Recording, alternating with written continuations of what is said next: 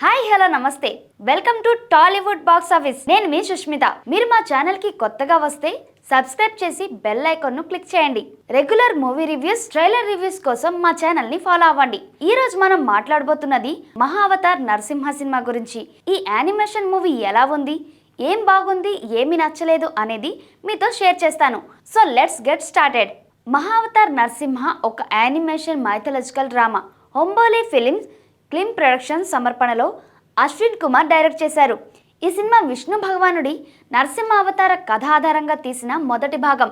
కథలో హిరణ్యకశ్యపు తన కొడుకు ప్రహ్లాదుడి మధ్య సంఘర్షణ, ప్రహ్లాదుడి విష్ణు భక్తి చివరకు నరసింహ అవతారంలో హిరణ్యకశ్యపు సంహారం చుట్టూ తిరుగుతుంది. ముందుగా ఈ సినిమా విజువల్స్ గురించి మాట్లాడితే అద్భుతంగా ఉన్నాయి. 3D యానిమేషన్ చాలా గ్రాండ్గా, హై క్వాలిటీలో ఉంది. హంబ్లే ఫిలిమ్స్ కేజీఎఫ్, కాంతారా లాంటి హిట్స్ తర్వాత ఈ సినిమాతో మరోసారి తమ సత్తా చూపించారు. నరసింహ అవతారం entry scene, climax battle sequence అబ్బో గూజ్ బంప్స్ గ్యారంటీ.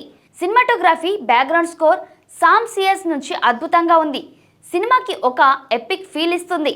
స్టోరీ విషయానికి వస్తే ఇది విష్ణు పురాణం, నరసింహ పురాణం, శ్రీమద్ భాగవతం ఆధారంగా తీశారు. ప్రహ్లాదుడి భక్తి, హిరణ్యకశ్యపు అహంకారం, నరసింహుడి దైవిక శక్తి మధ్య బ్యాలెన్స్ గా చాలా బాగా చూపించారు. కథ సింపుల్ గా అందరికి అర్థమయ్యేలా ఉంటుంది. ముఖ్యంగా పిల్లలు, యువతకు ఈ కథ ఆకట్టుకుంటుంది. భక్తి, కరుణ, ధర్మం వంటి థీమ్స్ చాలా ఎమోషనల్ గా చూపించారు. వాయిస్ యాక్టింగ్ కూడా ఈ సినిమాకి పెద్ద ప్లస్.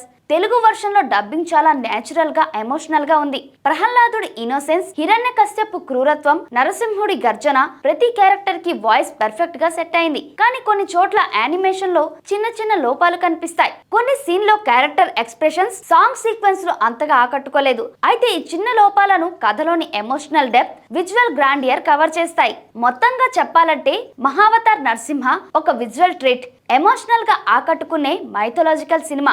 భక్తి, ధర్మం, ప్రేమ వంటి విలువలను చక్కగా చెప్పిన ఈ సినిమా పిల్లల నుంచి పెద్దల వరకు అందరికీ నచ్చుతుంది. థియేటర్ లో 3D లో చూస్తే మరింత ఎక్స్పీరియన్స్ బాగుంటుంది. నాకు ఈ సినిమా చూసిన తర్వాత చాలా ఇన్స్పైరింగ్ గా అనిపించింది. మరి మీకు ఎలా అనిపించింది? కామెంట్స్ లో తప్పక మీ అభిప్రాయాన్ని చెప్పండి. సినిమాలో మీకు ఏ సీన్ బాగా నచ్చిందో కూడా చెప్పండి. ఈ వీడియో మీకు నచ్చితే లైక్ చేయండి, మీ ఫ్రెండ్స్ తో షేర్ చేయండి. మరిన్ని మూవీ రివ్యూస్ కోసం మా ఛానల్ ని సబ్స్క్రైబ్ చేయడం మర్చిపోకండి. నెక్స్ట్ వీడియోతో మళ్ళీ కలుద్దాం. Until then bye by.